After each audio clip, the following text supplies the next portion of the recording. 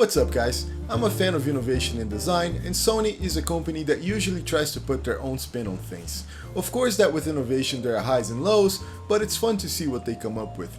This is a computer they released in the early 2000s, and I think it's worth the look. This is an early attempt by Sony at making an all-in-one computer. It's the Vaio PCV-W20. It's got a built-in keyboard that you can stash away, which is not a bad idea to save space and maybe keep dust off. But if you break a key on this thing, it would suck to have to replace it. You would probably end up using another keyboard, which would just make the contraption a bit more cumbersome. There's an early video on my channel about this guy, but this time we're gonna try other things, including a whole gang of different games, and we're taking a deeper look into this weird and kind of rare Sony all-in-one computer, and we're also going to do a little upgrade on it. This little computer is pretty interesting. The monitor in it is bright and it's got ridiculous viewing angles for an LCD of its time. It's in a widescreen format of 1280 by 768, which I'm sure looked very modern and sleek for the time, but as a retro machine for daily enjoyment of retro games and applications, that aspect ratio and the LCD nature with its native resolution becomes a scaling problem without really any good universal solutions. The factory specs were nothing to gloat about even at the time of release, with a Pentium 4 at 1.8 GHz, 512 MB of DDR RAM and an SIS 650 onboard video chip with shared video memory and a 60 GB hard drive. Of course, this weird all-in-one computer from Sony got at least enough attention of the media to get a couple of reviews. On this one from Digital Trends, it was very well spoken of, with the high points being the style and unique design, and the negative point, the flimsy DVD drive? Nah, I got more negative points than that, specifically the monitor's ability to scale and the video card. Oh, the video card, which actually is not a card, so the video chip.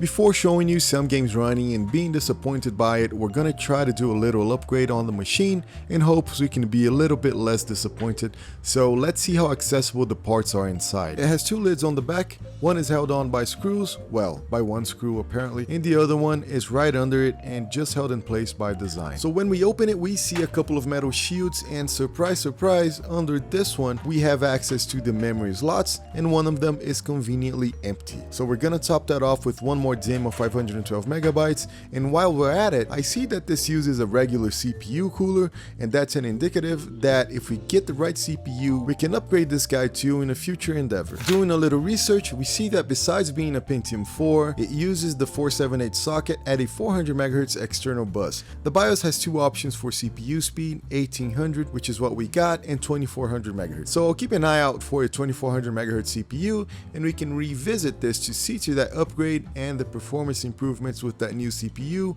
when I have it at hand. First game we're trying out is Half-Life, the legendary FPS game from 1998. At 1024 by 768 the game runs, that's good news. However, it hardly stays over 20 FPS, which makes it barely playable. Yep, remember what I told you about the SIS 650 video chip? This game is 5 years older than the computer and it's barely running. To the next one. This is one of my favorite, Shogo Mobile Armor Division, also from 1998. This one runs a bit better, sometimes it gets to 30 FPS. There isn't a frame counter on the screen, but this game has a weird way of showing FPS in the console that I've checked in different parts of the game. Not great, but at least it runs at 1280 by 768, which is perfect for the monitor. Diablo 2 was officially released in the year 2000, and innocently I thought this type of game would be ideal for this computer because it doesn't require high FPS. In fact, it's capped at 25 frames per second. However, this LCD monitor does not scale the image, and there's no way to set the resolution any higher than the default 800 by 600, so yeah, not the best. Serious Sam First Encounter is from 2001, and good news again, it runs. At 1024 by 768 it performs kind of in the same level as Half-Life. Maybe the FPS dips a bit further in demanding areas, and the graphical settings are set to the minimum possible, but at least it runs. Tomb Raider Chronicles is from 1999, and it's another one set to 800 by 600 by default. The game runs well, the FPS is capped at 30, and it seems to hold up without any issues.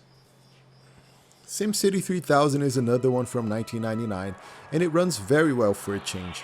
The game runs at 1024 by 768, no widescreen option. As you can see, this is a common issue with retro games, but performance is great, and I can build train lines and watch the trains going back and forth, and that makes me feel good. I hope you enjoyed this one, and if you appreciate Pentium 4 processors like the one in this computer, check out this retro build that also uses a Pentium 4 CPU.